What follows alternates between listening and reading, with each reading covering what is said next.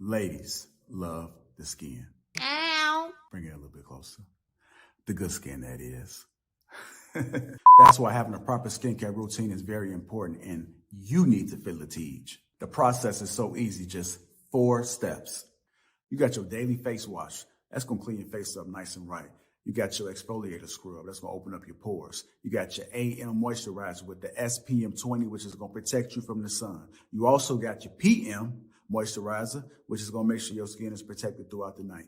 Tej has tons of reviews from dedicated customers across the world.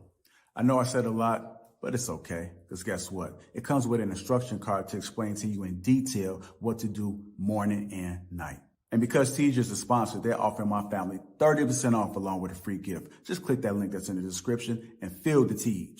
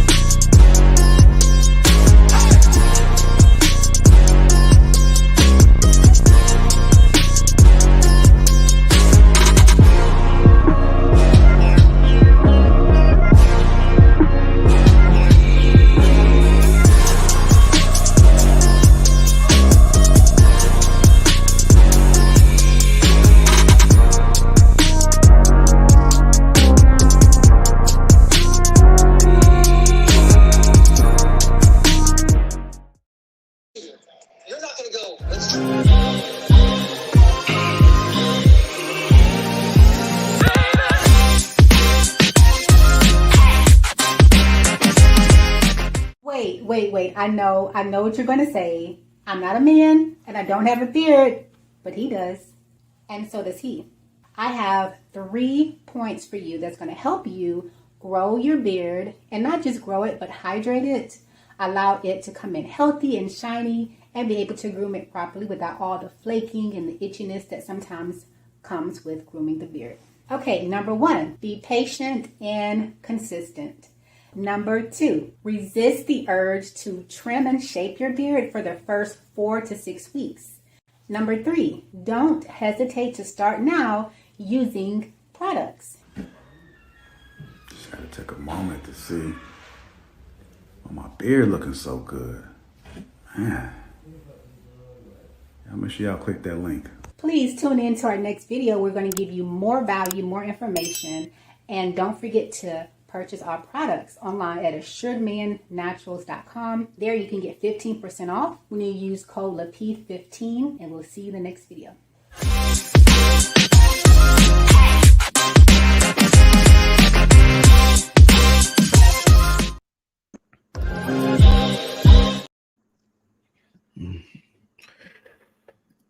What's going on, gentlemen? What's going on? How y'all doing? What it do? Yo. What's up? What up?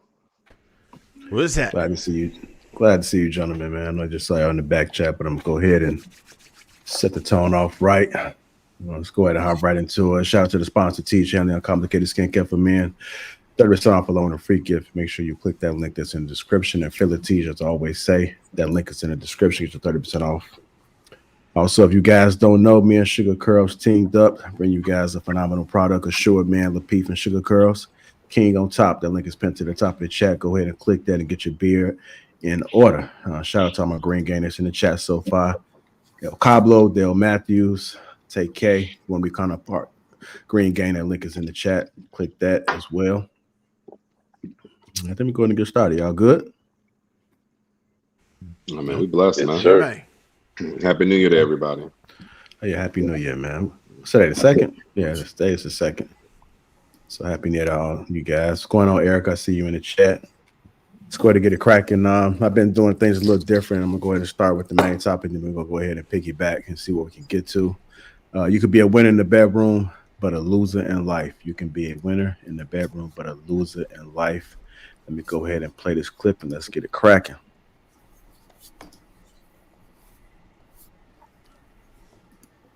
We always running this.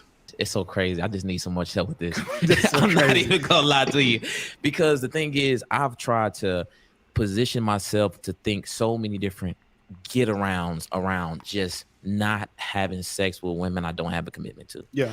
I've tried the friends, the casual situation. I've tried letting them know, daily reminders, the situation. I've tried literally I've tried the, hey, maybe I don't know you, and maybe I try random. I've tried every single thing. Yeah.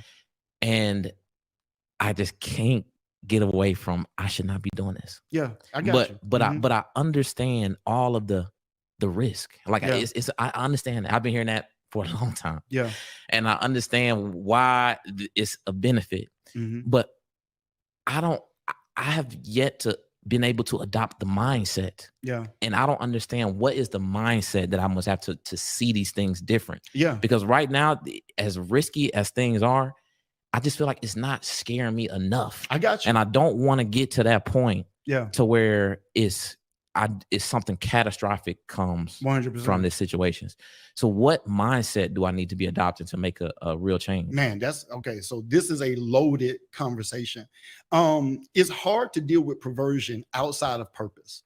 A lot of times there is no pressure to deal with perversion if you don't understand your purpose. If you don't understand how detrimental perversion is to your purpose, then there's usually not pressure to address the perversion, because I don't know what I was born to do. I don't know that what I'm doing is detrimental to my destiny and detrimental to my mental health and my emotional health and my spiritual health. And those things are needed for me to accomplish my purpose and my assignment. So it's just like an athlete, right? Anybody can drink soda and eat potato chips and eat cookies because they're not an athlete. Why am I trying to live that well if I'm not an athlete? I'm not going for a championship. But once you understand the race that you're running, once you understand the league that you're in, once you understand the arena that you are playing in, once you understand your purpose and your destiny and your assignment, then just like an athlete, man, I got to be careful about what I put in my body because I'm trying to win a race. Like, I don't want to just come in third or fourth or fifth. No woman wants to be with a loser, and not just a loser, because you can be a winner in a bedroom, but a loser in life.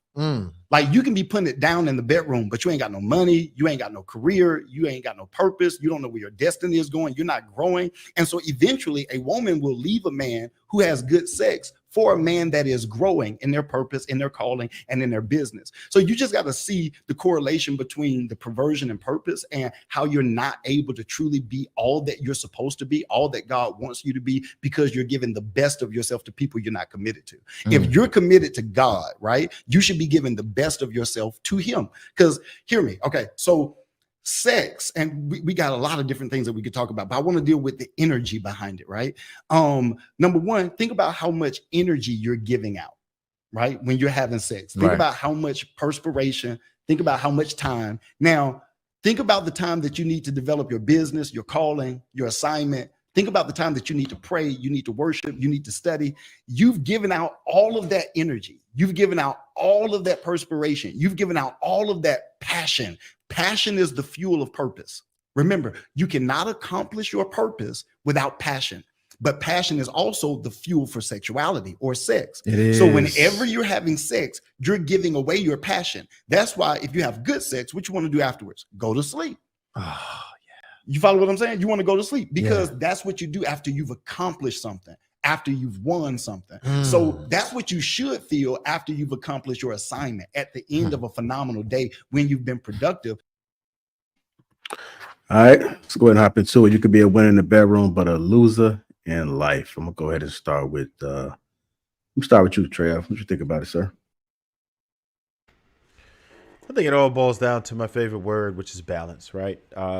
There's definitely the opportunity to become derailed if what you focus on is sex, right? So like anything else in life, right? Whether it be gambling, whether it be, you could spend money on cars, anything that you do in excess. You could have too much sugar.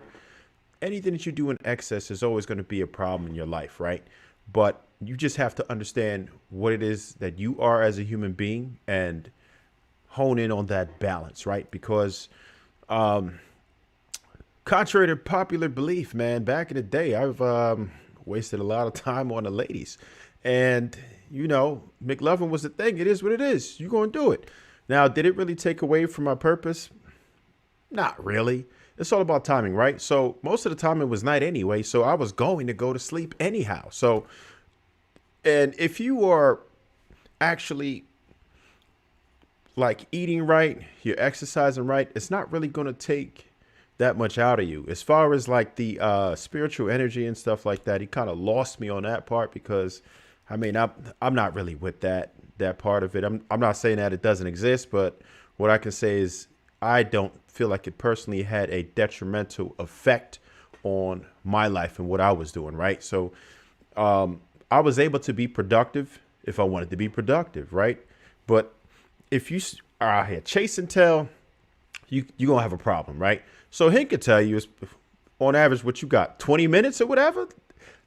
Are you really going to waste your life? How much perspiration you really going to have? How much of yourself are you really giving with a good 20 minutes? And that's not even the average. The average is like 5 minutes. That's what the actual sexual encounter is. If you look it up, it's like 5 minutes or less. So, when you talk about everybody else, that's just what it is. How much are you really losing, right? Now, if you spend a lot of time tricking and go through all the hoopla and sex doesn't come as easy to you, I could see how that would really mess your life up, right? If you're not one of those guys who could just kind of run into it, then you're going to put forth a lot of effort between courting, especially if it's with different women, just talking on the phone, wasting time, dating. That could really mess you up. But if people understand what it is, if you're dealing with women like that, as long as you tell them exactly what's up, hey, I'm on my purpose, I'm doing what it do, I'll see you when I see you, then you'll be fine. You just have to know how to balance it. And you have to know yourself. If some people, he might be right about. Some people, it will completely mess their life up because they don't have the ability to walk and chew gum at the same time. So if you can't do the most with these women, then you need to know yourself, stay in your lane. But I feel like we can handle it. All right, go ahead, Marcus. What are your thoughts about it? You could be a winner in the bedroom, but a loser in life. No, I agree with Trev. I think back to like the time when I was doing the most. So I go to practice, and then after practice we'll leave, and then get up with whatever woman was gonna be around, and it was a stress relief, and it helped me relax from the day. We took the pressure off for the day, and it was something I look forward to at the end of the night. It was kind of like I try to eat one time a day, so I reward myself with food, reward myself with sex, and then go to sleep. It just worked. It worked out that way for me. I never had the issue with a spiritual connection and all those other things, because like Trev was describing earlier, we could walk up and just, you trying to come back. It wasn't no long courting process, no phone calls, all this extra shit, no dates. It was you trying to slide. Okay, wait by the door. We get somebody else too. Marcus, real quick, bro. You need a throat lozenge today, man. Where that I'm definitely come from, man? I'm definitely sick today.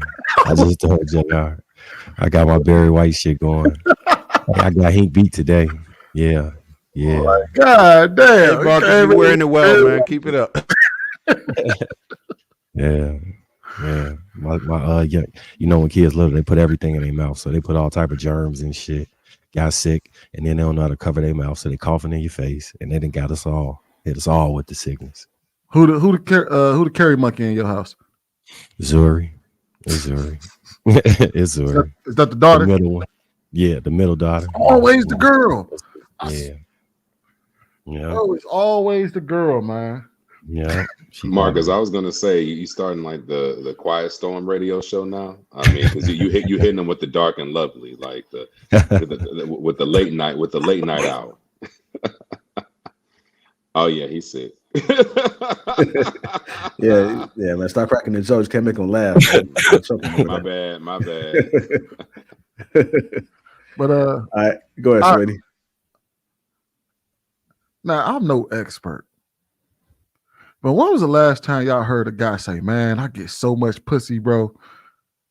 Life just been going terrible for me, man. They just throwing it at me all day, it's so much vagina coming my way, bro. I just can't do shit." What we've normally told people is that for men, you have to become something to even be that thing, unless it comes natural to you. So most people who have the options to get that much ass to where it becomes a detriment to your life, you've already arrived. So I just don't hear dudes saying that. Now, what I will agree with him on, what I will say is, I think Trev alluded to this, is that it's the chasing that's the problem. There's a lot of guys that have to chase ass. So when you focus on chasing it, that's where it becomes a problem, because you have to invest a lot of time. You have to invest a lot of money. You have to do a lot of those things because it doesn't come to you like that. Dudes, like, and even let's just say, for the sake of argument, a motherfucker is out there he's a winner in the bedroom, but he's a loser in life. I don't think that dude necessarily gives a shit that he's a loser in life, because he wouldn't be a loser in life. So why do we talk to those people when we could talk to, like, there's a group of men out there, for the vast majority of men out there, it's the chasing and the things like that makes it a problem, because you do too much and you wind up losing yourself chasing ass. But getting ass, if you actually can get it with minimum effort, not even minimum effort, with a minute amount of effort, where it's just, you may go out with a chick once a week or something like that, and then you got one chick you may take out every now and then. You got that one chick you can call, and then you got that one chick that just calls you and asks you what's up. If it's coming that easy to you, life doesn't really, and to Trev, like, you ain't investing that much time in some ass. Like, you're not in the bedroom going for an hour and a half, burning half your energy away. You're not doing all of that, bro. You got 5, 10, 15 minutes, and then you out of there. And then I don't know too many people that go to sleep after, you know what I mean? Like, you know, you get back up and go about your, you know what I mean? Go about your day. Shit, a lot of guys rub one out in the day. You mean to tell me that somehow you can't rub one out and be okay for the day? You can rub one out and be okay for the day, but you can't get some ass and be okay for the day. You can't function because you had some morning sex. Now you can't go off in your day and go to work and know how to be productive in life. I've never heard a guy say, man, I get so much ass. My day has been terrible. I can't, man. I wasn't able to get do my job. I ain't never woke up and be like, man, I can't go to the shop and cut hair, man, because me and my wife, man, we tore the bedroom up this morning. So I'm gonna sit around. Nope, I take that back. There are some motherfuckers that like to sit around and stay in bed just because they got some ass that morning. Be like, all right, man, I'm gonna call off work today. There are some niggas that be doing that shit. So I'll stay corrected on that. But no, not for me though. I can still get that. I can still get my ass up, go to work, cut some hair, come home, try to get another one in. If so, can. If not, you know what I mean? It is what it is. Watch some TV. You know, do this shit all over again the next day. I just don't see that being a problem for a lot of men because you have to be something to even get ass on the regular like that. That's not something you just, unless you look into it with being good looking and tall and can slang pipe. But outside of that, who the fuck is out there complaining like, yeah, man, I get too much ass. And it's hurting me life-wise. I'm gonna land there. Yeah, I just want to add too. I agree with you, Sweeney. I think people can function. It just all depends on that person and they stamina. Yeah, but if you're somebody that just sucks all energy out of you, then you probably didn't have that much energy on the front end anyway. And then also too, I think the more responsibility and obligations that you have, I think women can be a problem. And it may not necessarily make you a loser, but you can be better when you're not reaching your potential because now you still entertain these women, but you got all these obligations, whether it be family, whether it be your entrepreneur, side hustles, whatever it may be, it can take away from it. So it all comes down to how you prioritize that. And once you get to a certain status, then you only really checking for one woman, because if you entertain anything else, it's going to slow you down and then become headaches. And then you start having to worry about your investments and divorce, and it's just there's so many things that can go left when you're trying to deal with multiple women. Maybe you might have an oops baby, right? And then now that's going to be taken away from you. So I can see you being a loser in that aspect when you used to winning. Right. And you know what's crazy, JR? Because I knew a guy. The dude had I think he might have had 8 or 9 baby mamas. Never had a problem getting women. But he eats, slept, and breathed by that sword. Like, it didn't matter to him that he couldn't take care of none of his kids. It didn't matter to him that he didn't have a job because he was living off of Social Security. It didn't matter to him for none of that. Why? Because it didn't stop him from getting the very thing that he felt was the thing that he needed in life. He did just enough to be able to buy an outfit for the club on Saturday. He did just enough to get him a bottle. He did just enough to get some ass at the end of the night. And he got 9 baby mamas out the deal, and none of them gave a shit. So it's just like, you know what I mean? Like, it's just, I always think it's just wild, because it's like, it's hard to go up to someone and tell them like, hey, bro, you doing that shit wrong. And they tell you and then they look you dead in your face and be like, yeah, but the bitches like it. You're like, what? Wait a minute.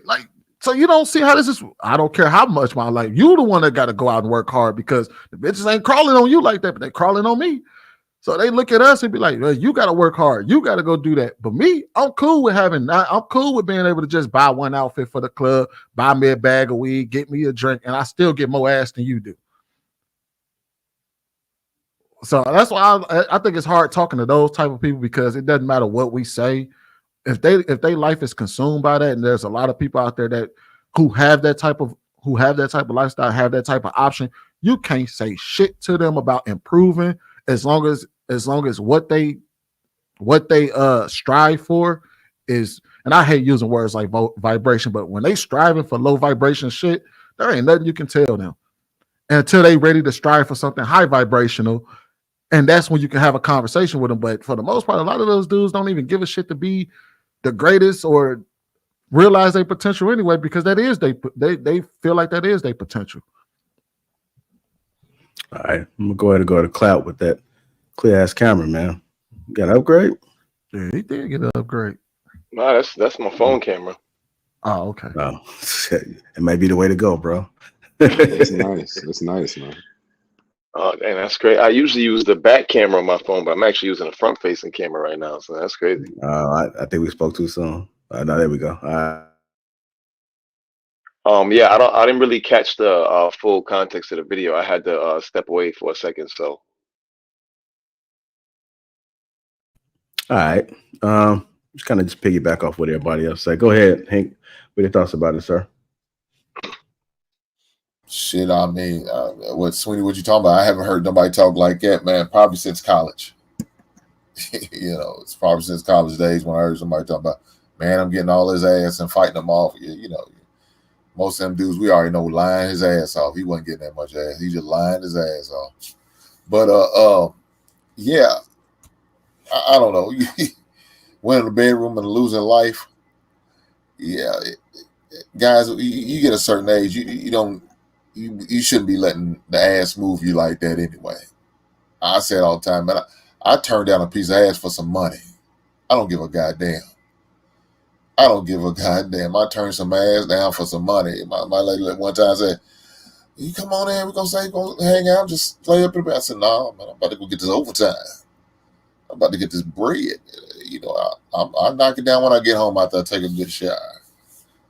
But I'm about to go get this money." So, fellas, don't let this ass move you like that, man. It's fun. It's entertaining. It's pleasurable. I promise you it is. But at the end of the day, you got to have your priorities straight. And like you said, these guys out here going broke and losing everything just for a shot of ass. You know what I'm saying? I heard of cats jumping out of windows, 2-story windows, trying to get a shot of ass. For what? You're putting your life online for a shot of ass. It's not worth it, man. It's really not. Dudes fighting, going to war, beefing over a shot of ass. All the while, that girl sitting back benefiting from both of y'all and knowing that third man's going to come in there and clear y'all all out. Y'all just fighting over each other while that third dude he the one really living it up. You know what I'm saying? So, yeah, fellas, don't do this. Don't allow that to move you like that. Don't allow it to take control of you like that. I know when you're younger, you're more likely a good piece of ass gonna have your nose wide open. But at the end of the day, man, you gotta grow up and move like a grown man. So, Hank, do you think that some of the men suffer from not getting that much, which is why their nose be open when they get some? Because it's hard to place value on something you have in abundance that way. But if you don't have it, then it can control your life. Can it work in the opposite direction? Man, I don't know if anybody said this, but it reminds me of the quote. Like, it's a famous quote. Like, you could lose plenty of women chasing money. I mean, plenty of money chasing women, but you never lose women chasing money. I mean, that simply sums it up. Like, as a man, if your focus is on women, it might give you some joy and some pleasure for some time, but there will become a point in your life where it'll become a detriment if that's your focus. So it's better to just focus on, your purpose, your sustenance, what keeps you stable, because at the end of the day, that's what's going to be most attractive anyway, and what's going to attract the abundance of sex to you. So why not just focus on that? And there's also a time and period in your life where your life starts to represent the kind of women that you get. Because, when you're in high school and you get all the baddest chicks in high school, maybe college, you get all the baddest ones. But when you start creeping into that 25, 26, 30, 35-year-old range, quality women start falling off because you no longer those women no longer have the same standards that they once had in high school. So when all you needed was your parents to buy you a fresh outfit and a fresh pair of Jordans in high school, now they demanded that you have a decent paying job. And I had a cousin that did that. Like he got the baddest girls in high school. But shoot, now that he 30 something years old, I'm like, man, you getting them chunky monkey white women up in South Dakota. Like It's probably sweet. It's probably because he's still dressing like he's in high school. He does actually. He's still wear what's the he's still wear the Jabot jeans. Shut up. Hold on now, sweet. I got a pair of Come on, bro, Jabot. not Jabos. Those are my work. Those are my work. Yeah, Jabos, Parasucos, Pepe. Disrespectful. What's the Don't disrespect your closet like that. I'm like, hey, sure, he's still it's like, yeah. And you look at the quality of women he get, you be like, dang, man. And then you look at him like, bro, you fell off. But it's like, no, that's just you thought that would last forever. You thought that kind of game would work forever. And I'm gonna be real, it doesn't last forever for no man. If that's the only thing you got, it doesn't last forever. I don't care. You age out too, because your pockets done aged out. All right. Go ahead, B Madden. You know, they're talking about them Jabos. I remember them Reed tees and bows back in the day. I remember those. Shoot. Hink over here talking about dudes gonna lose their life for a shot of ass. Hey, they taking it just to get a shot of ass. That's it. That's how I go. I ain't never heard that. That must be some Kentucky stuff right there. I ain't never heard it to get a shot of ass. I'm gonna add that to my book, man. And that's different. Not like a shot, like a shot. A shot of drink. No. A shot like an opportunity to get some ass. Yes. I got you. I ain't mad at it. Kentucky hate, bro. Don't do that. No, but for real, I've heard of a lot of women, you know, after you've been with her and you laid it down, you know, the next day comes or what have you, and she want to call in to work, and then she's like, I ain't coming in, so she can be laid up and get some more and just get taken care of, you know, the rest of the day. But I must say, I don't know too many men at all that has ever called out of work to get some ass.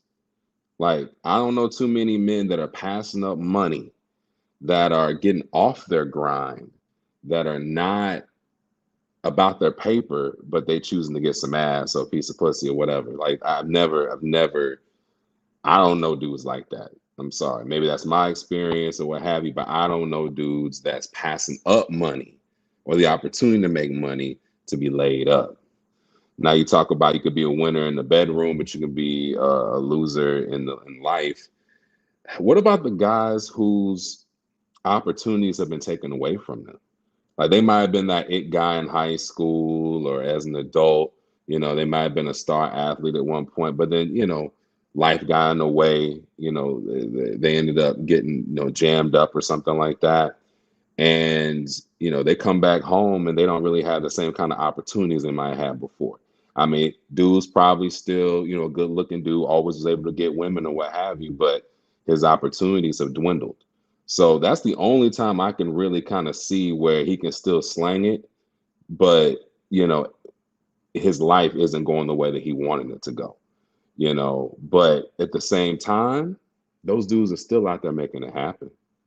They still finding a way to get it together. They out there grinding. They out there trying to make something happen so they can make some money. So I don't know too many guys where, again, kind of echoing what Sweeney was saying, if you got women problems like that, like you got too many women that's on you, that's just throwing pussy at you left and right. Trust me, I get it.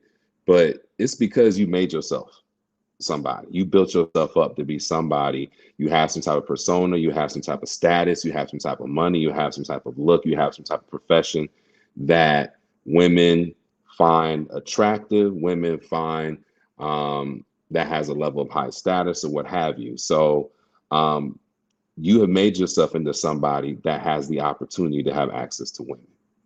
Point blank, period. That's getting it like that. That's really, really getting it. You done made something of yourself, or you're in the process of. And at the end of the day, we talk about purpose and all that kind of stuff. You can't go out there and be chasing it. At the end of the day, you can't chase it. If it comes to you, it comes to you. But you gotta stay focused on what you're trying to create and what you're trying to build out there. Because whatever you're trying to build and however you're building yourself up is gonna put you in a position to where you can have all the things you're looking for in life. So, fellas, stop wasting your bread. Stop wasting your time. Stop wasting your energy. And that sexual energy thing is a real thing. It is. There's some succubuses out here in the world that will suck you dry. Literally, figuratively, spiritually, all that.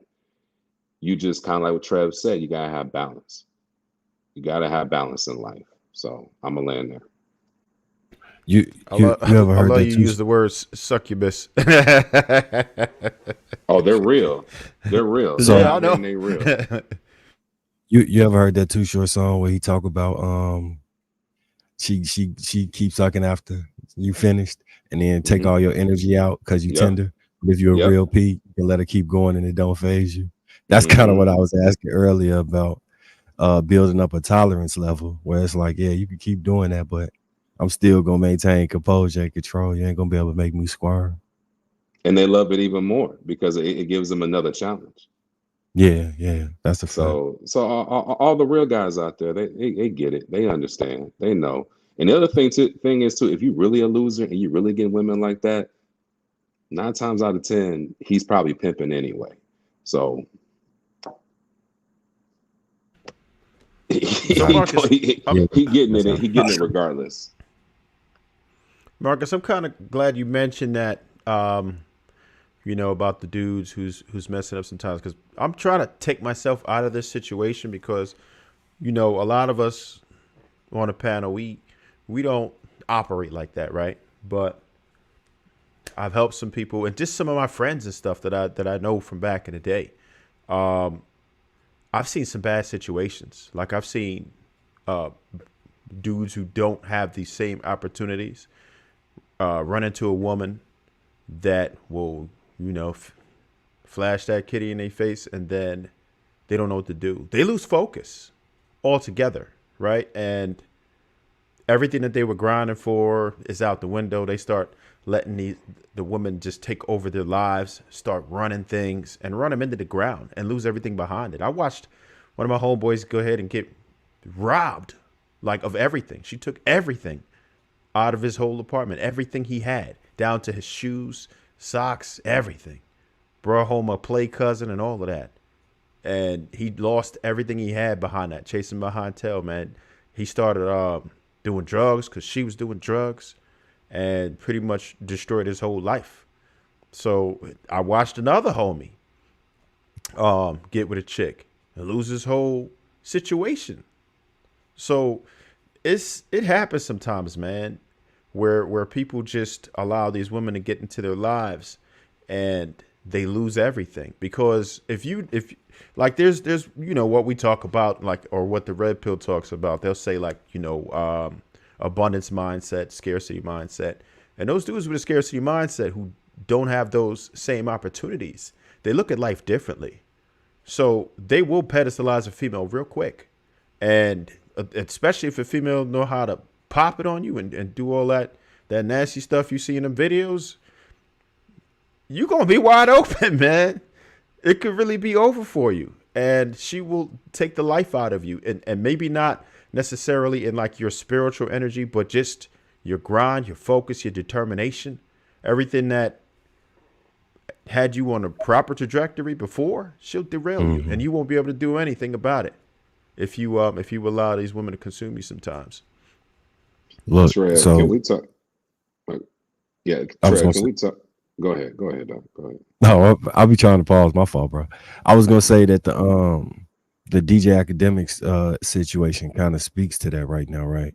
Because had he been, so just a brief rundown of the story, his homeboys end up running one of the girls that he brought over to be with him. He woke up the next morning and seen on the video camera that they ran her. And instead of him being like, well, charging that shit to the game, he got real soft about it and started accusing her of being a slut and all this extra stuff and embarrassing her and shaming her. And in return, she called the police and filed a report saying that she didn't consent to doing this stuff. But if he would have been like another type of guy who dealt with that situation on the regular, he would have known to charge that shit to the game and don't be mad at her and don't try and shame her. Like let her be. It's important to me that you know you are free. Shit, she can do what she need to do. You know what I'm saying? If that's what she want to do, and not hold it against her. But the way he handled that, I think is indicative of somebody who would let sex mess their life up, because they put so high value on it. You can't believe that she out here busting down for your homies when you thought you and her had something special. You know what I'm saying? But if you could read the signs, you could see like, nah, she was gonna go regardless.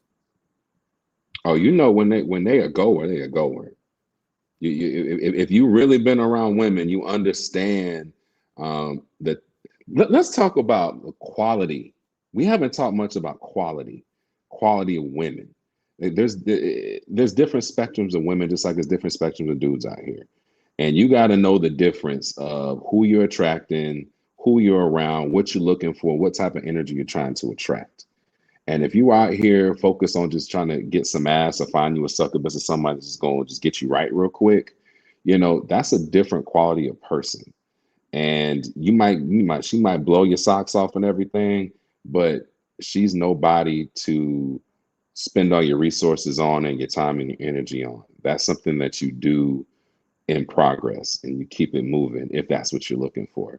But if you're looking for a real quality woman, someone that you want to take home to mom and someone you want to introduce to your family and someone that you want to really build a life with, it's a whole different approach. How you talk to them, how you deal with them is very different. So we got to be mindful of the quality. And clearly, DJ Academics wasn't aware of the quality of woman that he was having in his presence, because he would have known real quick that she was a goer and she was for the streets. So look, that's where the discernment come in and dealing with different type of people, like you said. Because if you never dealt with the gambit of women, you can't really tell the difference between this one and the other one. Like where I'm from, it's girls that won't mess with you if they don't know about two bodies that you got. Like they'll be like, nah, you ain't like that. I'm gonna mess with butting them down the street because I know about XYZ. And it damn make you want to be out here.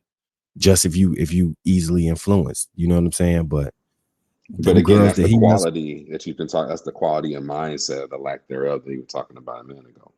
Facts. And those type of women, I don't know what it is, but it seems like a lot of the dudes from the suburbs that I've seen be attracted to those type of girls, where it's like you always gonna lose if your girl more hood than you. Like if she up on game more than you gonna probably end up getting robbed or set up or put in a situation. 1000%. No matter how fun it look, you need to avoid that. You need to avoid that. If you ain't built like that, don't pretend for her, because she got niggas that's around her that's really like that, who look at you like food. No, you can never have you can never have a chick that's more gangster than you, ever. Yeah. It ain't gonna work. Yeah, but nothing sexy about a gangster chick. What the hell? Bro, them opposites attract them. Like I seen a lot of suburban dudes get turned on by that. They be like, I don't know. I swear. I'm like, bro, we had a meeting at her sister house and you dating her? Like, you know what this is? Like she affiliated to you. Going, this ain't for you, bro. And a lot of them don't realize like it's easier for her to be gangster than it is for you to be gangster. Yeah, she born in it. I wouldn't even say it's that. It's you know, sometimes it's that natural assumption of innocence that women still have that you just ain't got out there. So you can't go out there and get away and say the same shit that she can get out there and get away and say what. You know what I mean? So be careful out there. You can play gangster if you want to. I think you can keep up with her. You're gonna find yourself in some deep binds. I noticed. I say good luck. Good luck. If that's what you're gonna do, good luck. Like she'll start like threatening him with the guys. Like if you don't do this, then I'm gonna have so and so. Like if you in a situation where your girl threaten you with the homies or her cousins, or you just gotta run for the hills. You done got yourself in over your head, big dog. Yeah, leave her alone. Yeah, leave her alone. The red flags don't get bigger than that, man. Yeah, people march right into it. No. If you guys just tuned in, welcome to King Talk. Make sure we hit that like button. Also, make sure you subscribe to the channel.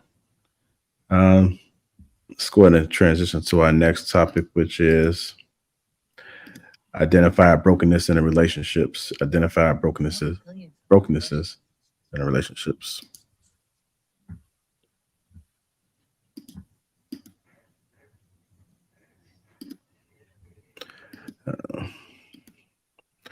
All right, Cindy be acting. Let me go ahead and add this back in there.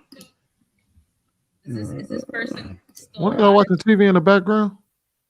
No, I got something playing on my damn computer, man. I can't figure out where it's coming from.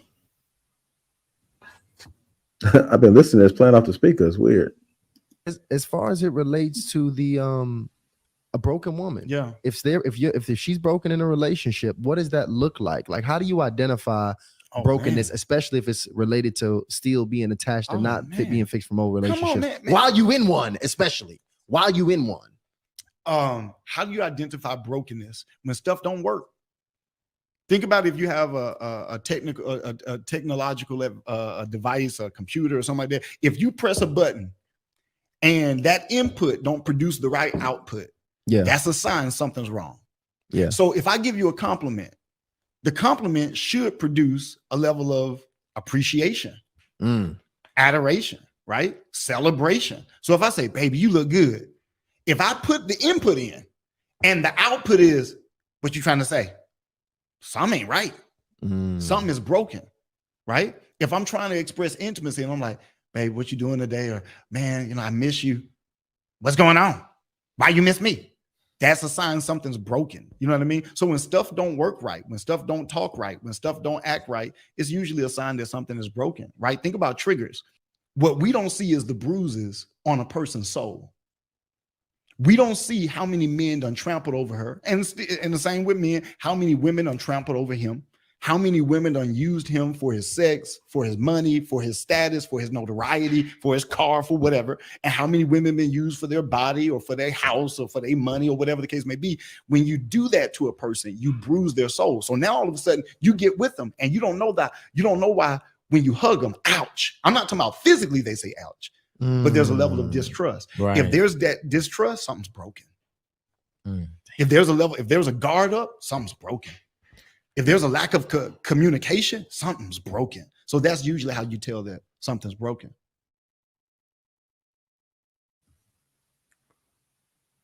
Damn, Jay, I don't know if there's much we can add to that.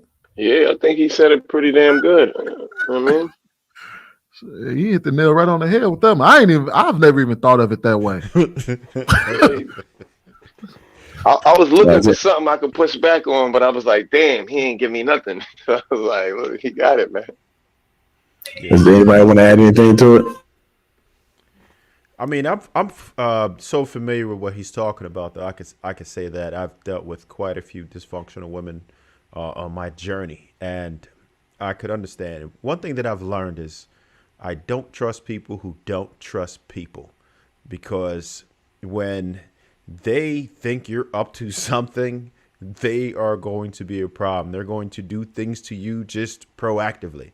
So when you this input thing that he mentioned, man, when you give somebody a compliment and they're like, what you mean by that?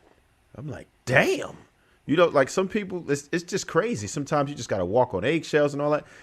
Man, that could be a mental toll on you like you wouldn't believe. It's best to stay away from people like that, because it really ain't no working on them, or unless you really want to fight that uphill battle, you can do that if you want to, but that ain't for me. And I've learned the hard way, because a lot of times I've made the mistake of trying to see the best in people and giving people the benefit of the doubt when they were only worth the doubt of the benefit. I made a lot of mistakes with that. So yeah, that kind of hit home, man. Like, just it brought me back. It gave me some flashbacks of just some really toxic people who is not even worth the effort, to be honest. Like, I would encourage anyone if they're that far gone, if you really like them, just give them some time to breathe. And if they come back to you better, that's another thing. But unless you are a professional, don't try to work it out with people like that. Do not try to work on people like that, because it's not going to be worth it. Because sometimes they'll be so damaged That's what I'm thinking about when he says broken, right? Something happened to them, right? It could have been some trauma that was never addressed, and they're going to just bring that to you because some things happen to them, so they just look at people in a negative light, and they're going to feel like you're always trying to get them, and it's not worth it. When I think about like vetting and discernment, that's what these things come to mind. Like this is essentially what that is. What's interesting though about this, and it's kind of like a travesty of life, that the people who possibly can help you heal from all of this stuff and get to a position where you're feeling better and to heal some of that brokenness also have the skill set to avoid it and usually end up with the least broken people. And the people who do not have the skill set to avoid it also don't have the skill set to help you fix it. So it's just going to be a toxic ass relationship. It's weird like that. It's like when you get rich, you get everything for free. But when you really need it, you can't afford it. You know what I'm saying? I do. Marcus, do you ever realize, right, or anybody, does anybody realize, like, bringing it back to the the first topic, that the most toxic people have the best McLovin on the planet? Or is it just me, or is that like a real thing? It's real. I don't think that's real. I think we. You don't think Some truth to it. I think we be making excuses, bro. You just that's been my experience, man. Like when I'm running into one of them ones that, I don't want to use the word crazy, but just those different people. It's a different animal. I could see why some people have that attachment to sometimes those toxic people. Do you think it's because they lack like that level of inhibition that might give them pause? Yeah, there's no inhibition. There's no boundaries. There's no nose. Yeah, none of that. Yeah. I think the other thing is, especially with women, their emotional state is linked to, how they perform or how they feel about the sex and the inhibitions. And if you, like, some people will use that as a band, like some women actually use sex as a band-aid too. So it allows them to hit their peak emotional state so they can be extremely wet based off of how they feeling about whatever is going on. It's why makeup sex is great. And it's also why like deep, intimate connection sex is great. So just as good as something extremely toxic can be, you can make something extremely non-toxic that way too. But you're gonna have to master intimacy in order to get it there. No, I agree 1,000%. I think the key word for this, again, what Marcus said, the key word primarily is discernment. And discernment and having discernment is a huge it's a huge flex, honestly. Like, I shouldn't say flex, cheat code. It's a huge cheat code. So you understand the type of people that you're around and what you're dealing with. Identifying brokenness in relationships and in women especially. I would say some of the bigger red flags I see, one is leading with their sexual energy, like leading with that. Someone who can't ever be alone, can never be by themselves ever. Also somebody who, they always have somebody around at all times. Somebody who can't make friends. Like, really has a difficult time, not just making friends, but keeping them. Especially women. Women usually always have a few good girlfriends around, this and that, that keep them, I don't want to say accountable, but they always keep a good little crew with them. And if you can never get along with anybody, or you're always beefing with somebody, or you're always falling off with people all the time, those are definite red flags. There's something in your personality, there's something that's inside you that you can't make peace with people. Also, someone that's always argumentative and someone that's always looking at the glass half empty. If you have more of a pessimistic mentality to life, and viewpoint to everything, kind of like what Trev was saying, like, there's always like, what do you mean by that? By any comment that's being said? Like, what's your problem? What does that mean? I need you to be more specific all the time. Those are certain things you gotta look out for. Those are just little signs. Those are little red flags that, fellas, you need to be aware of, take note of. And if she's again leading with the bedroom stuff and that's it, I mean, there might be some other daddy issues there, some other traumas that are there. And if you're not a licensed, psychologist or anybody like that, I highly suggest you just walk away, especially if you can identify it and you know yourself best and you know what sets you off or what your boundaries are and your levels are. You should go the other direction, straight up.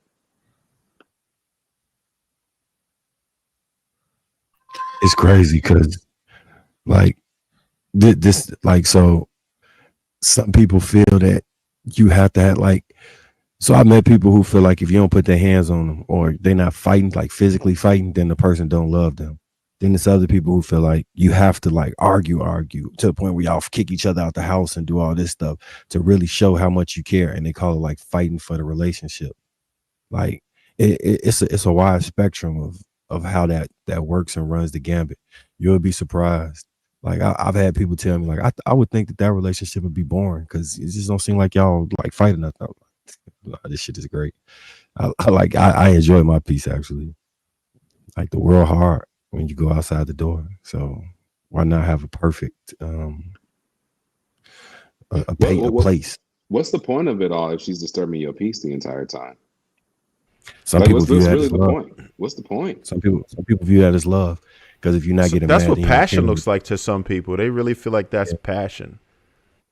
Fighting for what you love is one thing. That's passionate, but if you're disturbing someone's peace, that means you're taking them off of the vibration they're already on. You're taking them off of whatever destination they're trying to get to, and you're disrupting that. That's not a good thing.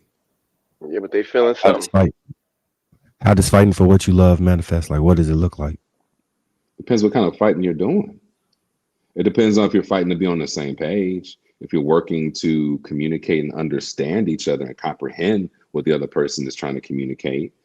I think that's it. But like actually disturbing how you live your life and how you move. If you're moving in a positive manner, trying to get you to move in a way that's beneficial for the relationship.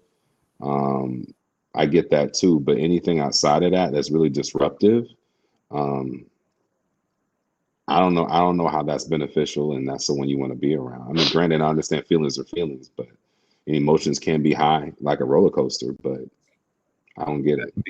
B-Man, have you ever heard a man say, she let me run all over her. I don't want her. I want a woman to like stand back up and push back or fight me back. I understand that because you want somebody with a backbone.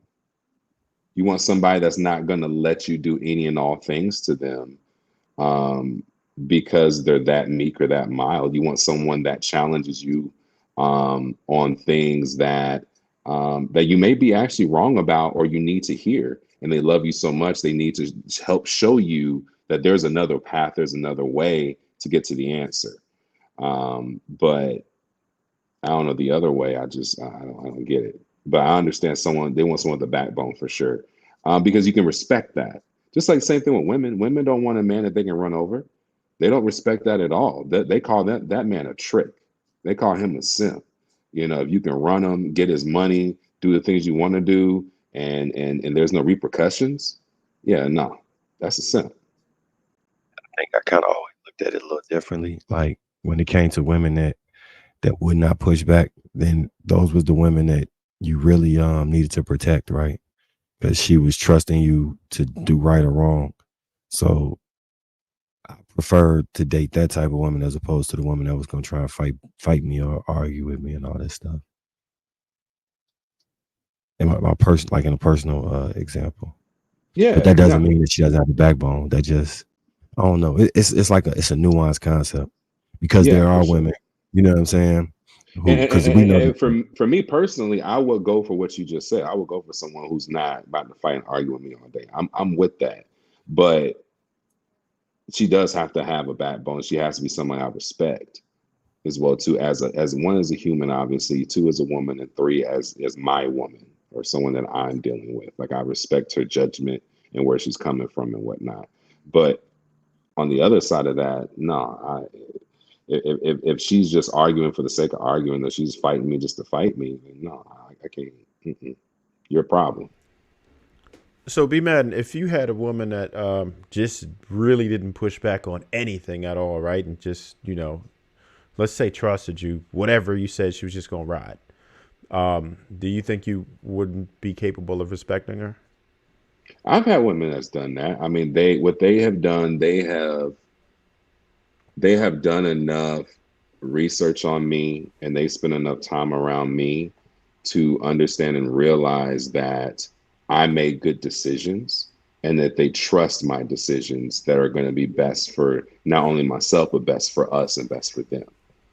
So in those situations, when I didn't have any pushback, is because I earned that level of trust from that woman. Okay. So, and she knew that I was going to do what was best for us at all times. So when I would make a decision, I didn't get any pushback. I don't expect pushback, because I'm going to do my best to make the best informed decisions. Now, what would happen is that I would make decisions, then she would throw out there like, hey, have you thought about X, or have you thought about Y? Not pushing back, but just letting me take my time and really think about it. Like, I haven't considered those options. Thank you for throwing that out there. Now I'm shifting my mindset and maybe changing my decision based off of that, if it made sense to me. And I would have enough respect of her to hear that out. It's not a dictatorship here or anything like that. It's you straight up, it's a partnership, but I'm gonna pull the trigger at the end of the day. But she understands that about me, and I will understand that about her, because we know our roles. Yeah, that's fair. I think that I view submission as the way women can gain power over. If I deal with somebody that was gonna argue with me or push back and all those things, I'm stubborn enough that we just would be in a gridlock, like it couldn't go forward. But by being extremely submissive, you actually gain power over me, because now the responsibility for making sure I do right by you is solely at my feet. So now I got to go overboard to do the right thing, because I know you gave me that much trust. If that makes sense. You get what I'm saying? Yeah. Makes perfect Yeah, sense. I can I dig got it. you. It almost sounds sure. like we all talk about the same type woman for real, for real. Yeah, for the most part. All right, let me go ahead and switch it up a little bit. Let me go ahead and get into cuffing season. I'm going to go ahead and play this clip. Cuffing season. Right. So that feeling that we describing, it can especially kick in right now. 100%. And I don't know if that feeling is always authentic, Yeah. or right, Yeah. even.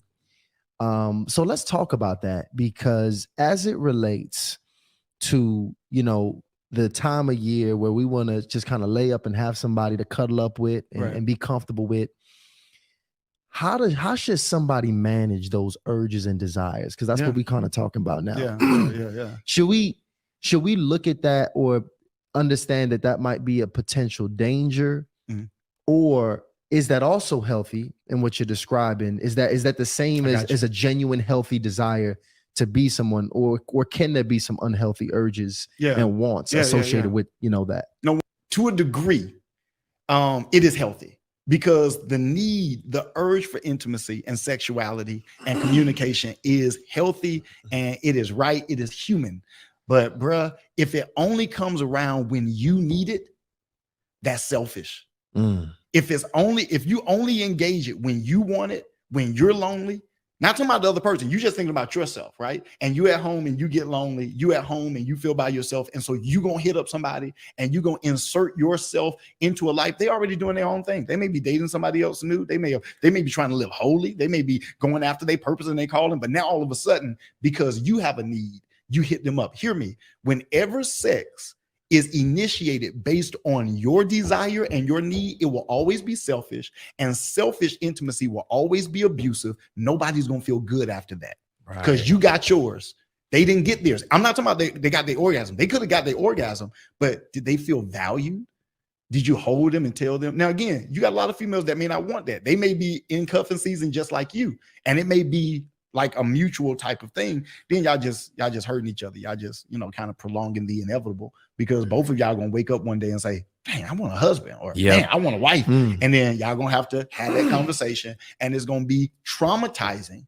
It's gonna be hurtful, and it's going to take a long time to get over it. So now when they married, their husband is having to deal with you.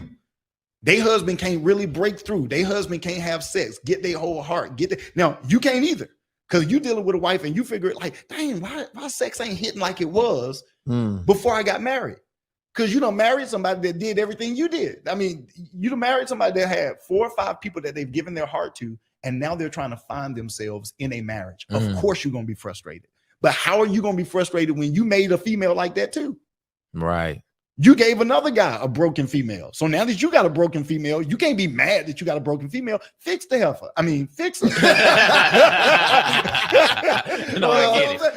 I get it. Yeah. So hold on. First of all, I think that's a lot of brothers' fears, is to be able to mess around and get a woman.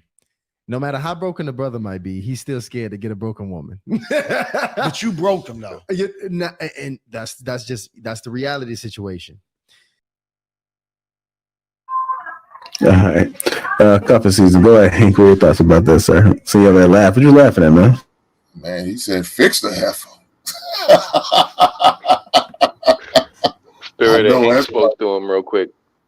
I know that's right.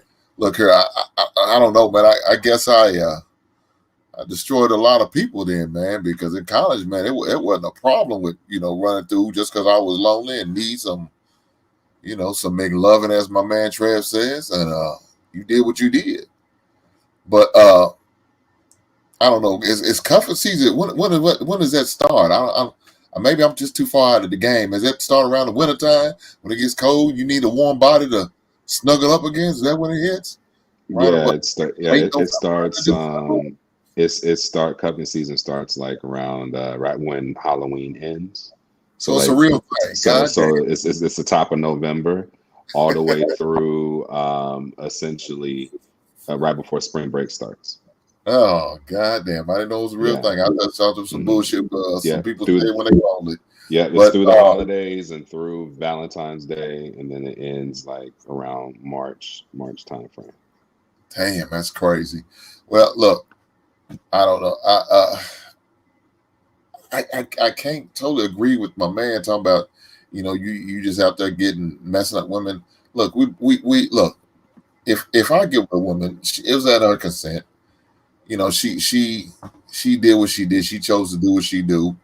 I don't see it as you ruining a woman. Now, if she's already broken and then you're broken, I guess, because you just using her for the moment. I don't see that as that, but maybe some people do.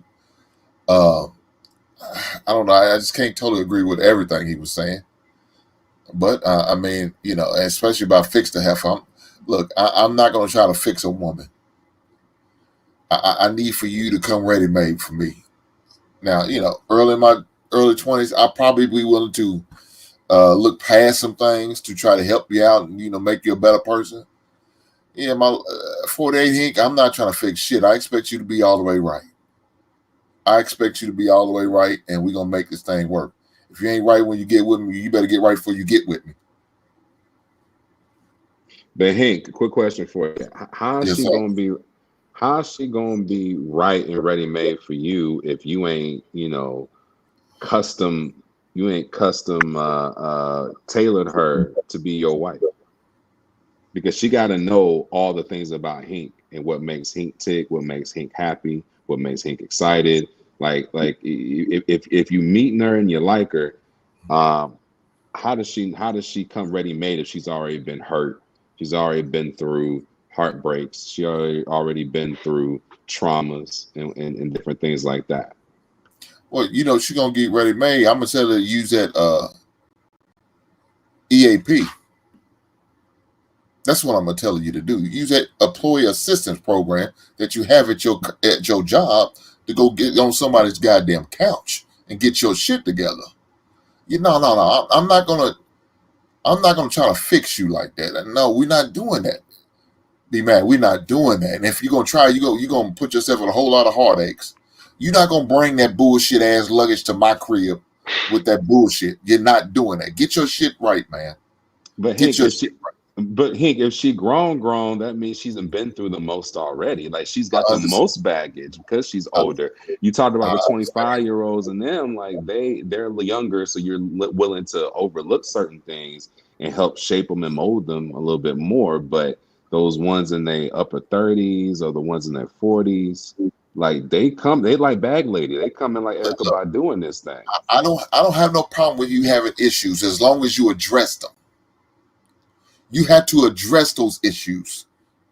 Now, if you address those issues, we can work on this. Now, you asking me how she's gonna learn? She's gonna learn because I'm a teacher. I'm an educator. I'm gonna show you what I like, how I like it sexually, how I like to be cooked for, how I like to be taken care of, how I like to be treated and loved.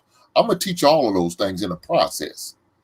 But what I'm not gonna do, I'm not gonna be your damn counselor and try to talk you off the damn ledge all the goddamn time. If I gotta do that on a regular basis, yeah, that's a problem.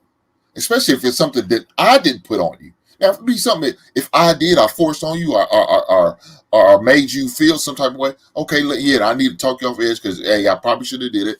I need to get my shit together myself. What's going on with me? I need to look at the man in the mirror and evaluate what the fuck am I doing to cause this. But if it's not because of me, if she were about two boyfriends ago or two dudes ago, yeah, that's a problem. Why are you bringing that to me? Do I look like the dude? I mean, what is it? Did they cause you to flare up like this, act like this, respond like this? Yeah, now you got to come ready made. We get Clyde in there. Go ahead, Clyde. Yeah, man. I think it's the responsibility of the broken people to to communicate what's broken about them and take the time and the effort to fix their problems on their own. Like you can't really engage with somebody else while you're broken, especially if you can't communicate it because like you said, you're just gonna end up breaking them, and then it becomes a cycle. Everybody got somebody broken.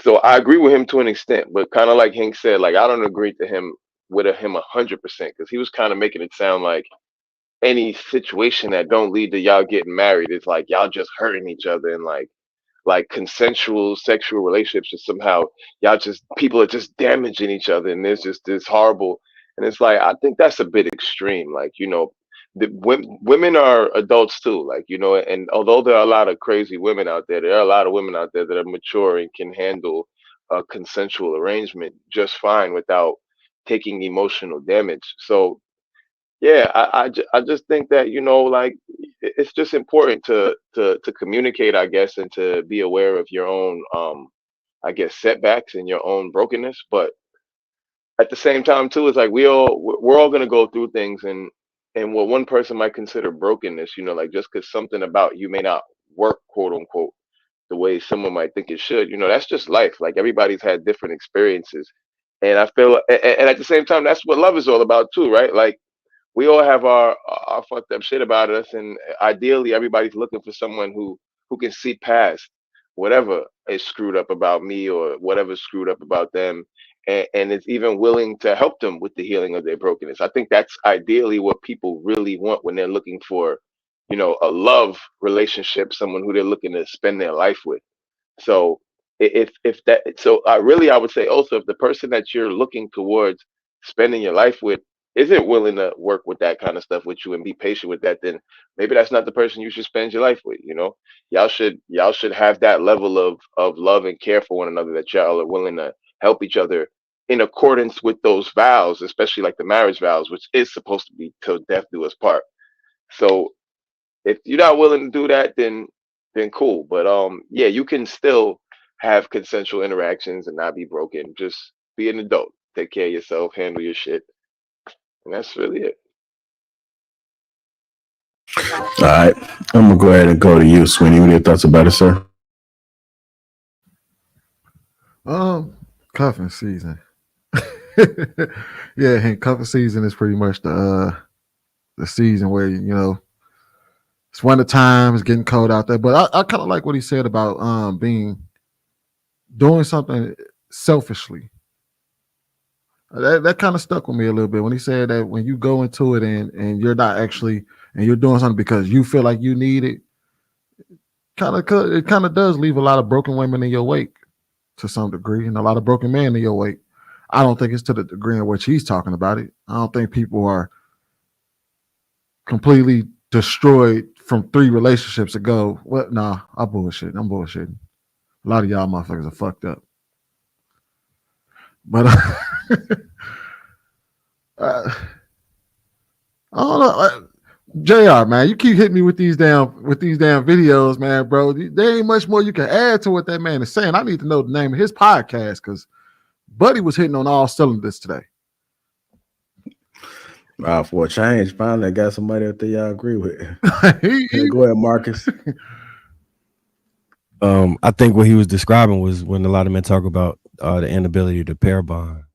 That sounded like when he was saying you've been through 3-4 relationships and I'm dealing with the leftover residue of the previous relationship that's preventing you from actually fully embracing the love that you have for me. I heard, shout out to AP, last Friday on She Critique, he was saying that he got his heart broke by one woman and he would never love anybody to that same extent again.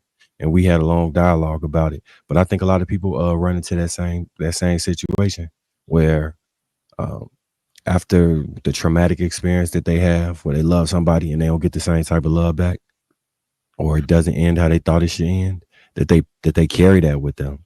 And I think it prevents you from getting the best possible life you can, or the best possible relationship you can, because you essentially are walling off part of yourself, so the person can't truly connect to you, and you in turn cheat the person of being able to love the real person you are, because you will never fully connect with them based off of the past hurt, creating a divide and a separator.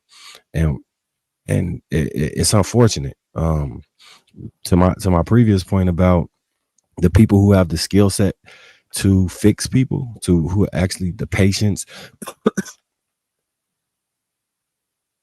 that have the patience to fix somebody, or to work with them to get them to heal, normally also have the discernment to avoid having to fix the people. So it ends up being people like he was saying that they get in a marriage and it's harder in the marriage than it was previous to the relationship, because now that person is comparing you with the last person that they was in love with and walling themselves off or hoping they don't get hurt. I think that creates a crazy issue. And as far as cuffing season, I don't know if y'all been in Chicago, but these ones be hell. I'm talking about, it's a whole different type of weather in Chicago.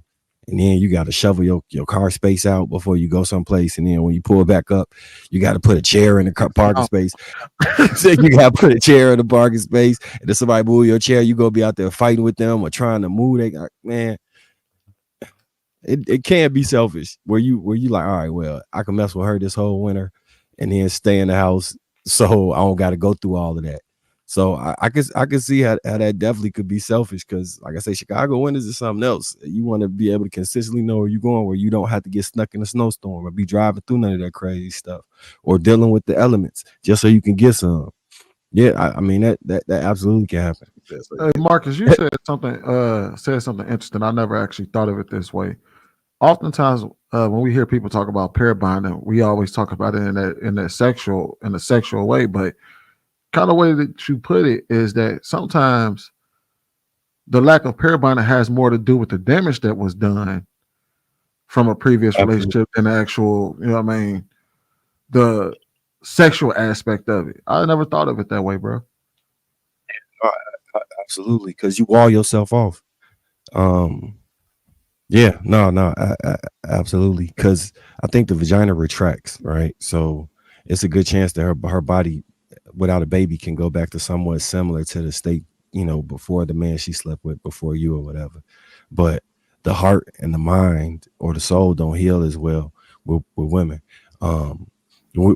So one of the things that we was talking about maybe a couple months ago in regards to not allowing women to fall in love with you that you're having sex with consistently it's a real thing if you want to prevent causing that type of trauma. The type of trauma that it sounds like he was talking about comes off on somebody when you just using it for cuffing season, and you engage in a way where you're gonna try and pretend to be with them. You're doing everything as if y'all gonna be in a long-term relationship, specifically so you can keep this cuffing season shit going.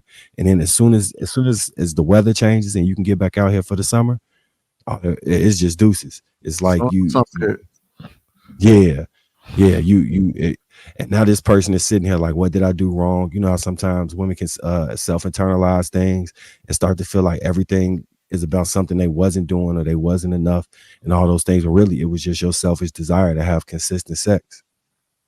And now she's dealing with that trauma and she's walled off because she doesn't want to open herself up that same way to a new man based off what you just put her through. Like, you get some crazy women like that. That's why I try not to consistently have sex with people. If it's just casual, I'm not about to consistently have sex with you and converse and talk and hang out and do all that other stuff. Because even though you telling her it's just sex, if your actions is relationship style actions, she ain't gonna be able to differentiate the two. And she gonna think she could change you. And then she gonna put more of herself into it, which is gonna end up with her getting hurt worse.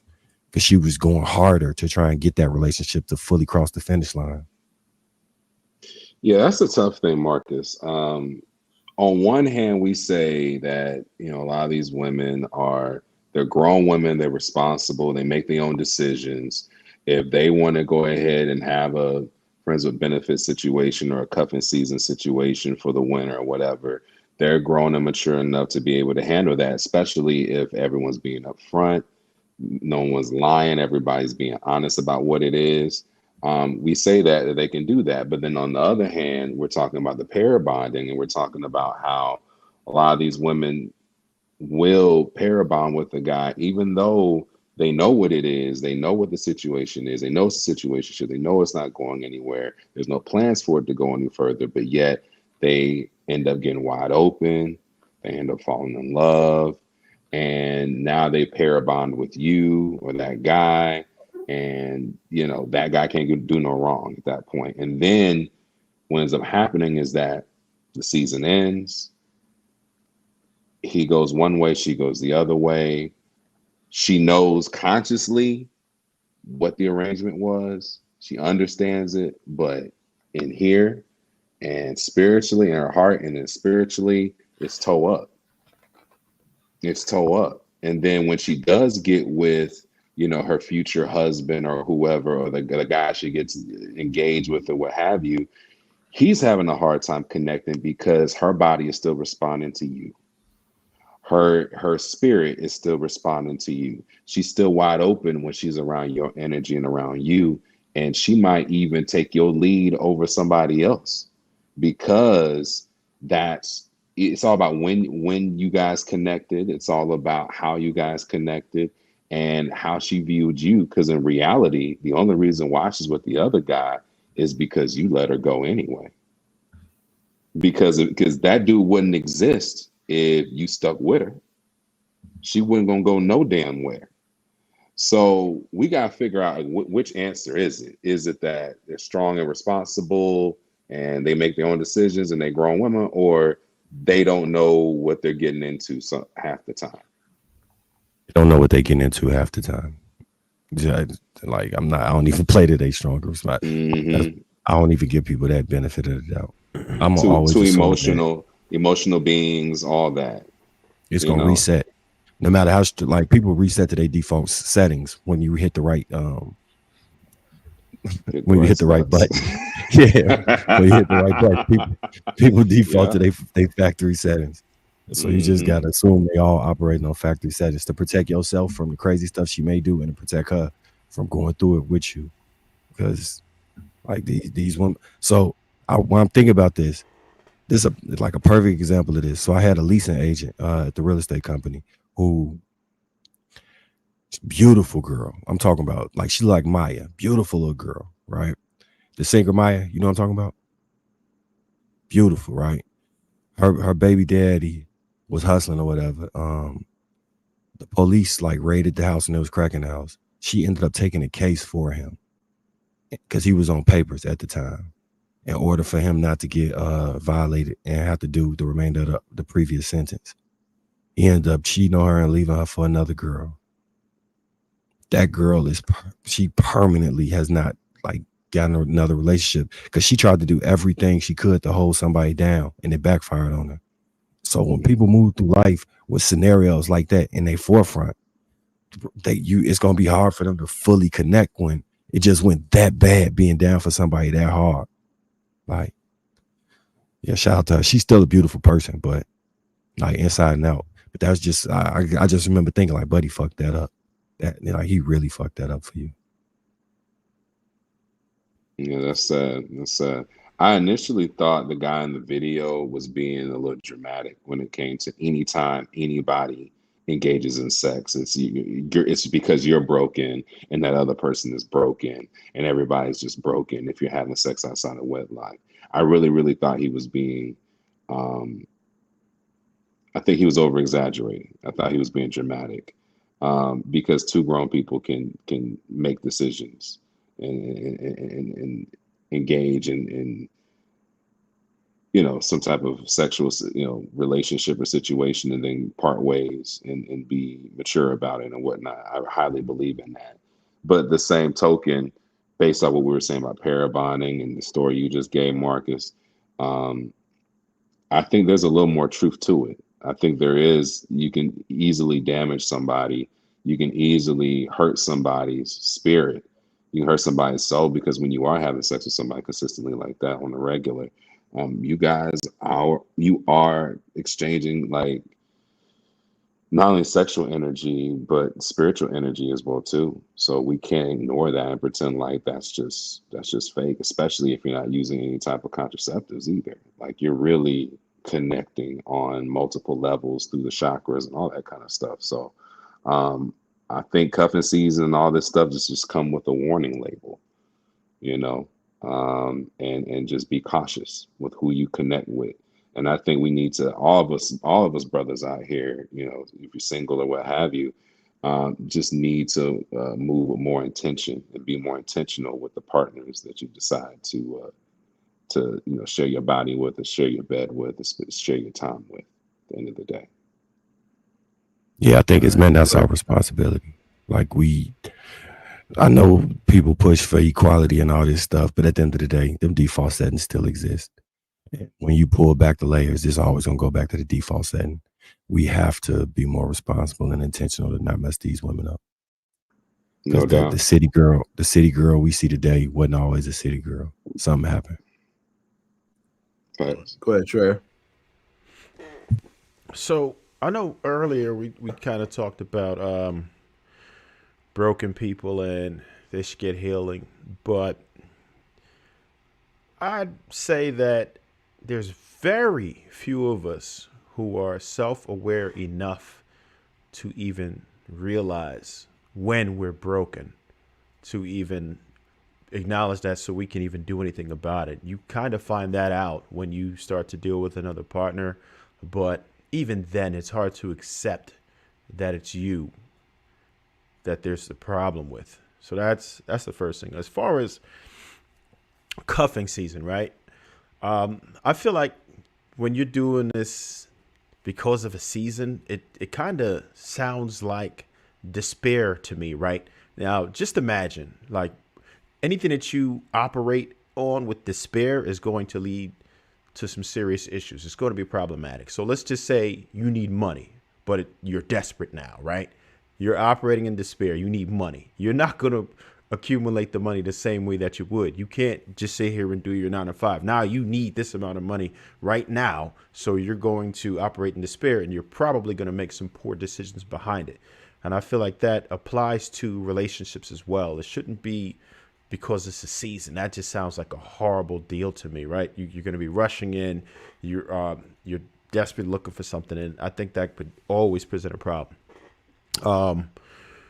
Lastly, I definitely want to hold myself accountable for some people that I've certainly feel like I may have broken, right? And we talk about being honest and being upfront, right?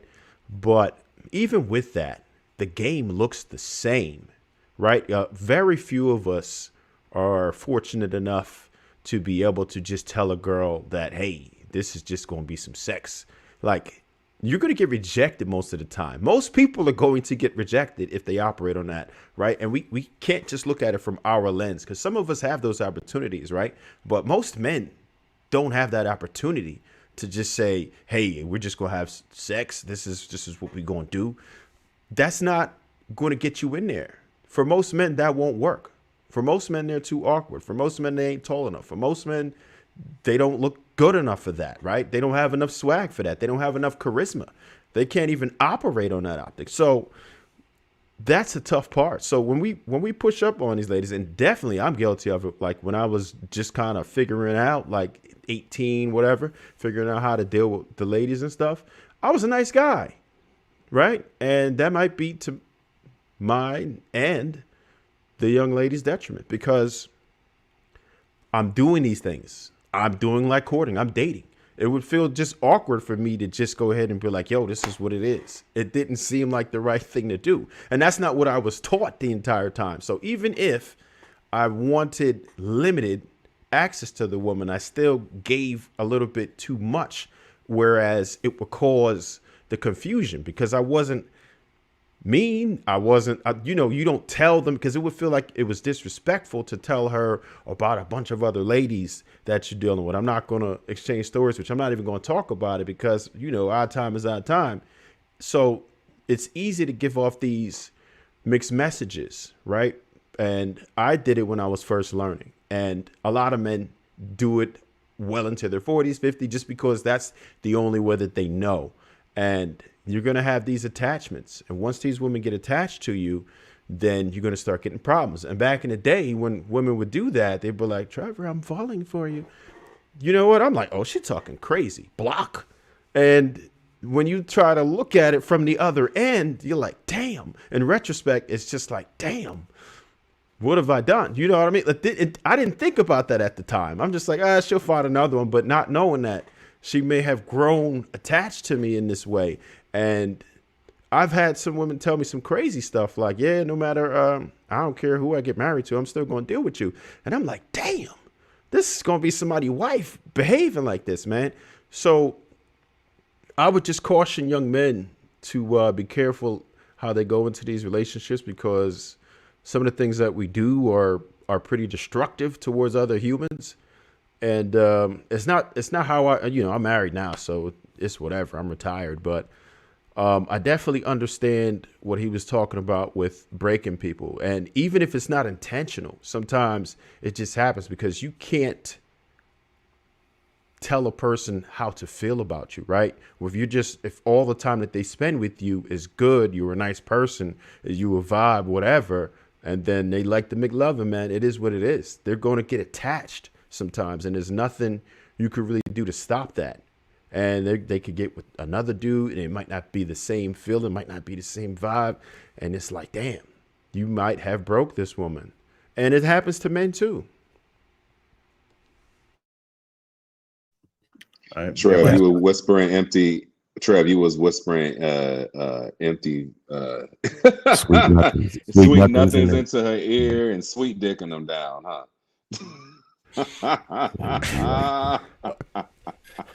Yeah, I think a lot of, like, to your point, Trev, about creating a like certain men are this where, like, all of this shit is all tied in together, because I think your self-awareness allows you the ability to be happy with who you are, and to being happy with who you are can make other people comfortable around you. And making a woman comfortable around you is how you unlock all the extra stuff. And just by being that way, she can fall in love. So yeah, we got to be careful. We definitely got to be careful, Joe. I 100% agree with you, bro.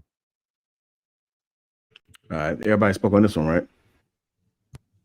I want to add one more thing before we move on. I just want to say integrity matters at the end of the day. Like, especially for us as men, I would say, like, it helps to not lie to them. Like, I know, like, when I was younger, I probably lied to try to get my way. But, as I became older and more emotionally mature, I've come to the understanding that when it comes to women, you're going to have a better shot just being honest no matter what it is. Now, your approach also matters too. Tact matters, the words you use, how you communicate. I probably wouldn't tell any woman that this is just sex and that's what it is, man, get the fuck out of here. But, I would probably communicate to her that, hey, maybe I'm not available in this way. And if you're okay with that, then we can continue. But if you're not okay with that, I understand because I respect your feelings. I think it's important to respect women's feelings and respect, like you can't just dog them all out. You know what I'm saying? Like, and I think that's something that unfortunately was encouraged, and for a lot of us is like, yo, you could just dog out, kind of like what you were saying, Trev. Like she would pour out her heart to you, and you're just like, block. And it's like you don't know what she was feeling on that. And so I think that we got to be a lot more emotionally mature in that regard and be willing to communicate and just say, hey, look, you may have these feelings for me, maybe my feelings aren't the same, and I'm going to give you the freedom to decide if you want to move on or if you want to end things here, and we just got to do that. Sometimes we got to take the initiative and end the relationship for her because maybe she won't be willing to create that separation, and you might have to do that just to spare her feelings. But we should care. At the end of the day, we're all people. We all got to live in the world together, and we should give a damn. We should care about how we're treating other people because at the end of the day, we're all we have on this rock. I think what Trev is alluding to though is that there's a lot of men out there that do it the right way. They genuinely give a damn about the women that they're trying to talk to. They genuinely give a damn about the women that they want to sleep with and things like that. But what happens if you're the guy that feels like you're doing everything the right way and you look across from you and the dog's winning? Like what? Because we've heard in these conversations that a lot of dudes Pac included, said he turned into a whole dog out here when he realized the dogs were winning. Even if it's wrong, even when we know that it's wrong, but if wrong is right and right is wrong, how do you decipher that? Like if I'm looking across from it might sound my bad. It might sound crazy, but I think a lot of the time the dogs are winning because those be the ones that be the most honest with women a lot of time. Like they might be perceived as like, yo, he's a dog, he got all these women, and then but a lot of times, whether it's harshly honest or whether they're being tactful about it, like they're honest. And I've heard so many women say this that I can't discount it. Like a lot of times when women are upset with something, they don't be upset at what happened. They be upset at being betrayed or like being lied to.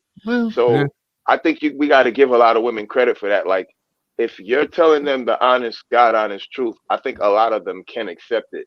I think just like Trev said, though, we weren't conditioned to tell them the truth. We were conditioned to feel like, damn, if I tell her the truth, I'm disrespecting her. I'm dogging her out by telling her I don't want a relationship. And it's like, you got to be real. You got to be real.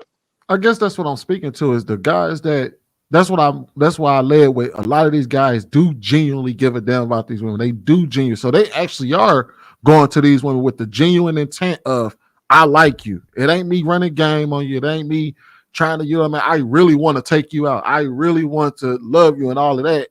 And then, I'm being honest, the dog being honest, but the dog is winning. You know why I think that is? What the dog I'm just going to tell you this, Sweeney. I just want to add this quick. So look, what Jay say, take your time when you liking a guy, because if he's sensing that your feelings too intense, then it's pimp or die. I think when you lead with being too infatuated with somebody, it pushes them away. And maybe the people who don't care gives that person something to work towards. And I don't know what it is about people that desire that, but the further you push them away, that's why you can be honest, because they'll knowingly move forward trying to make it work because they know like this is a challenge, and a lot of women like challenges. A lot of women do. You have to give them a choice too, Sweeney. You have to give them a choice. They want to feel like what Cloud was saying. They want to feel that they have the freedom of choice in this option, because when you lie to them, you take away that option of choice. Oh no, fair. Like they don't have an opportunity. They have no choice but to roll whatever you said. But when you give them options, you give them choices like, hey, I'm being honest with you. This is what it is. Either you can rock with it or not. It's cool. I respect you either way. It's all love regardless. And they make the decision to rock with you, then they do. And they respect you 10 times more than the other way around. So, Sweeney, all right. Sweeney, I know what you're saying, Sweeney, because that right there, what you're speaking to, is what unlocked the dog in me at one point in my life, right? Because I was like really, really, really nice with everybody, and I got done dirty, right? Heartbroken, and then I was like, damn, what's going on? Realized dogs was winning, right? But not understanding the full concept and not really being myself just yet, just went right into dog mode, got way better results and got comfortable there. It took me a long time to find a balance of not being ran over, not doing too much, but still being cool. It took me a long time to get to that point. So I know exactly what you mean. Y'all notice when you talk about dogs, B. Madden start flashing his brands. I think that's funny. Because you know it's crazy. I got a hoodie on. Speaking of which, we're going to have to talk after this. But you a real dog, you know. Yeah, but Trevor saying when they unlock the dog in you, you know. But that's the, and I guess that's the, I guess that's the thing though, is because even like, say for instance, like when Trev, just like using Trev as an example, he said that's what unlocked the dog in him, right? But was he really being honest? Because if we're being real, if you trying to be a dog to get the results that you think you want, are you truly being honest with yourself? Or are you putting on a facade to protect yourself from the heartbreak that you already experienced when you were genuinely being yourself? I think it's a facade. Like, so I think it's people that naturally come out. I think it's people that naturally come out that way. I don't know what it was. My experience, I was probably born on that dog shit. And then I hit like 25, 26, and then transformed to actually value, I speak about it all the time, to actually value other type of intimacy outside the sex with women. But I could even tell the guys that I didn't even have to see the girl. But by the way, the guy was acting, I could tell she was going to run circles around him. Because I think another thing we not mentioning is power dynamics within a relationship. And if you like her more than she likes you, it kind of will turn her off eventually in most cases. And that power dynamic will shift where she has leverage because you are unwilling to leave. So she can get away with all type of stuff because she knows you're not going to go nowhere because you're so infatuated with her. That power dynamic, I think it only works one way, consistently and effectively. It's crazy though, because I think we confuse infatuation with normal emotions and normal care a lot of the times. And oftentimes, like genuinely having love for someone can be seen as pedestalizing them and things like that. And I think that's where it kind of sometimes where we get it wrong a lot of the times is that we'll look at somebody and be like, oh man, you know damn well you shouldn't be, you know what I mean? Well, a lot of dudes will tell dudes like, man, you got to do this to these women if you want to get them. You can't pedestalize them. He's like, well, I ain't pedestalizing a girl. I really do like her. And you know what I mean? Like, I shouldn't be able to say nice things to her without, you know what I mean, being seen as weak. And it's just me speaking for a lot of guys that look at the world that way. Like, yeah, I think you can do it, but I think it's a way you do it. Where you say it. It's a difference between you complimenting somebody, be like, damn, you sexy, versus, oh my God, you're the most beautiful woman I've ever seen, and you fawning after them. And you turn into like a little puppy. It's hard to respect the puppy. Like when she just feel like, you know, you're not really a man because you're so infatuated with her. Like your infatuation supersedes your manhood. And at that point, she loses the respect for you. But I compliment women all the time. I never, like, even when I was on that dog shit, I was quick with the compliments. I ain't got no issue saying you beautiful or, you know what I'm saying, XYZ. But I don't think it ever came off that I was like infatuated to the point that I was going to cross my boundaries and standards to let her get away with something that I wasn't comfortable with. I think it was clear the whole time. Like, I'm going to walk clean out your life. You play any of these games with me. I think we've all had one woman that we may have pedestalized in our lives. All of us had one. At least one. I definitely had one. Shit, and it fucked me up. And this was only in what? I think the 5th grade. And it fucked me up when it happened. Because I was like, never again. So I didn't Technically, the pedestalize dude it, was saying but is right. Every dog has an origin story. yeah. I was like 11, 12. You know, they used to wear them little tight summer dresses. She was like 13. Don't She nobody brushed want to up pick up 13-year-olds in summer dresses, man. Come on, man. I was 12 or 13 at the time. I'm trying to tell the story, man. Look, so she super dark skin, bad, long hair, all of that shit. And I like found myself liking her to the point I was about to write a note to her and shit. And I found out the older TVLs was fucking her. I was like, damn, she a bust down. Okay. And I didn't get to the point where I embarrassed myself. No, yeah. That's sad. Now, And Marcus, then, what's crazy then is, I just like, I ain't never gonna put nobody on no position that they don't earn. Shit, I'm gonna have to see who you is before I treat you like you. You know what I'm saying? I ain't gonna treat you bad, but shit, she was fucking them dudes. They was older. Looking back on it, there was some R. Kelly shit because niggas was older than 18, but they was definitely fucking with her, and she wasn't fucking with the dudes her age for real like that. that's what happens when you grow up in Chicago. Yeah, I was in Lansing at the time, so you know the 13-year-olds wasn't that far. Well, no, we wasn't 13, but they wasn't out there that far. But like, just to let you know, Marcus, what's crazy is that I went as far as writing the letter. And bro, man, like it was, she did me dirty. She took the letter, ran to her homegirls during recess, and read it to everybody. It was bad. Damn. I was tough.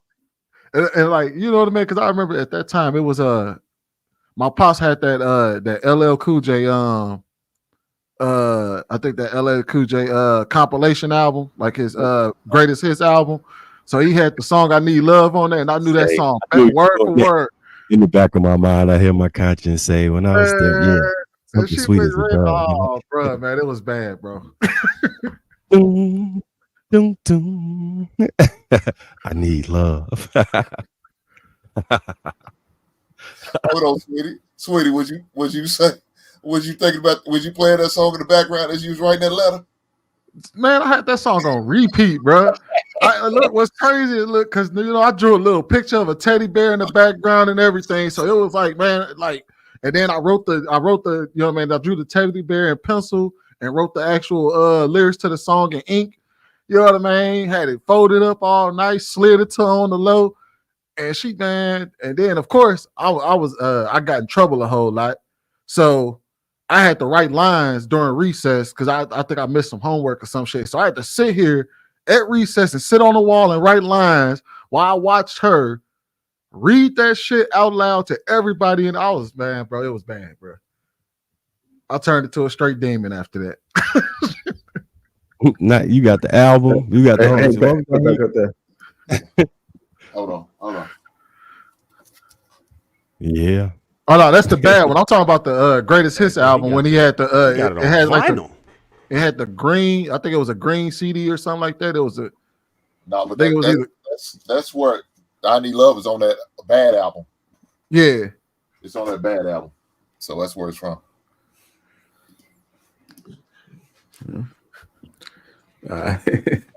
Basement parties and all that. Like you, it's different when you in the city.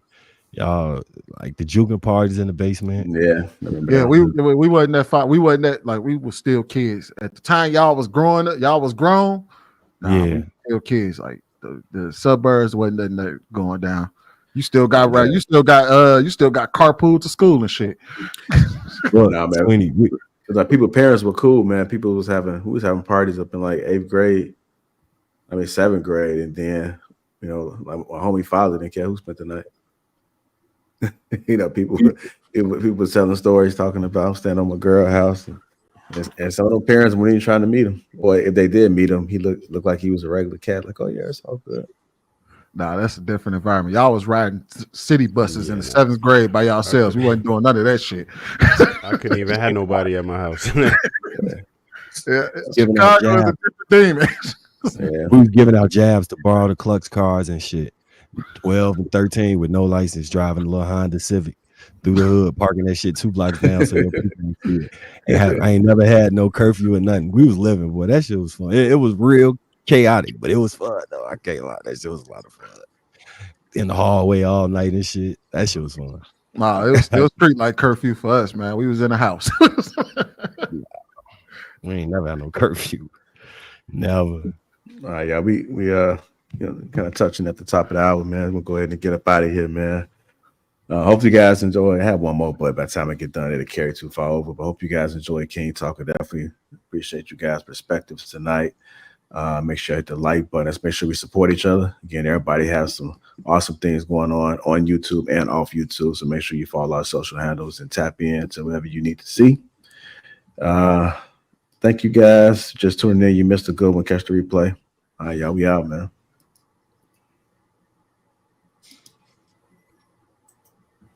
Hey, go ahead and play that. I Need Love real quick. In the back of my mind.